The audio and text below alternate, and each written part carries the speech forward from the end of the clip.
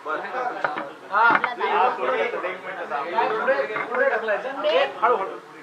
जोरात बोलतो, काय अडचण नाही. आवाज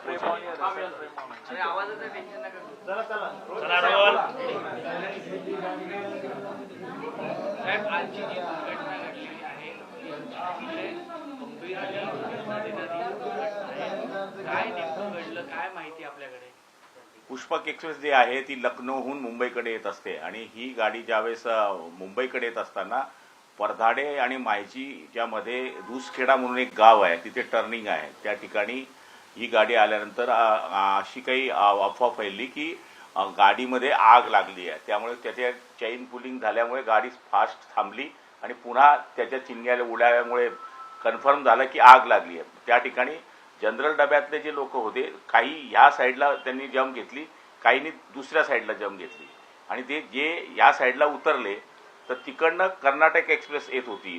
ती इतकी फास्ट होती, जवळपास 130 ते 40च्या स्पीडने. मी तिथल्या स्टेशन मास्टरशी विचारलं की इथं स्पीड कमी किती असते, तर त्यांनी सांगितलं की 130 ते 140 पर आवर्स. तर त्यामुळे त्या ठिकाणी ॲक्सिडेंट झाला आणि जवळपास 11 लोक एक्सपायर झालेले आहेत. त्याच्यामध्ये 4 हे पाचोऱ्या इथे डेड बॉडी त्यांची आहे आणि 7 डेड बॉडी ह्या GMC जळगावला पाठवण्यात आलेल्या आहे.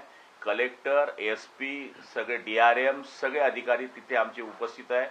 मेडिकलचे सगळे लोक तिकडे उपस्थित आहे आणि त्या 4 डेड बॉडी आहे, त्या 4 डेड बॉडीसुद्धा आता आम्ही काही वेळामध्ये GMC मध्ये हलवतो आहे. त्याचबरोबर त्या ठिकाणी 4 लोक गंभीर जखमी अजून आहे. म्हणजे म्हणजे काय होईल त्यांचंही सांगता येत नाही. त्यांना आपण खाजगी वृंदावन म्हणून एक हॉस्पिटल आहे तिथे ॲडमिट करण्याकरता सुविधा करून ठेवलेली आहे आणि जवळपास 7 जण आहे ते त्यांना किरकोळ जखमा आहे. त्यामुळे मला तरी असं वाटतं की गैरसमजूतून म्हणा किंवा याच्यातून म्हणा ही दुर्घटना झालेली आहे. पण ही दुर्घटना इतकी भयानक आहे की त्याचं वर्णन आपल्याला करता येत नाही.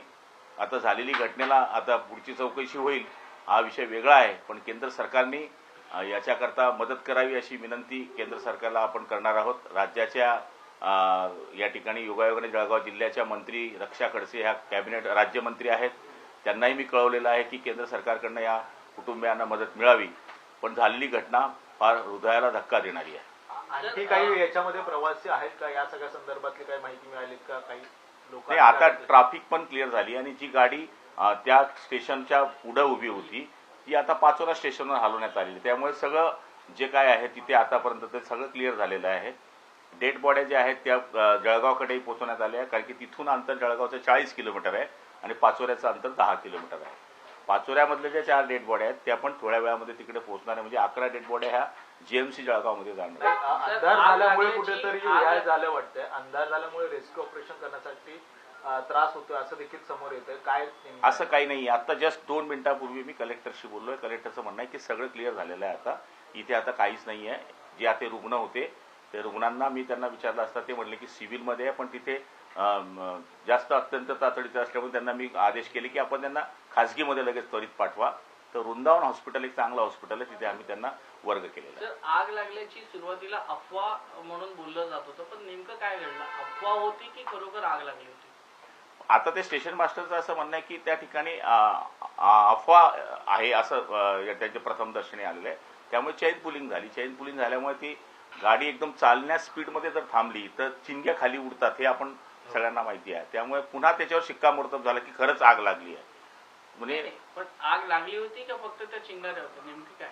आग लागलेली नाही आहे. आग लागली नव्हती, म्हणजे अफवा होती आणि चैन पूल केली आणि त्याच्यानंतर ज्या चिंगाऱ्या उडाल्या त्यामुळे लोकांना वाटलं की खरोखरच आग लागली. जी, तसंच होतं.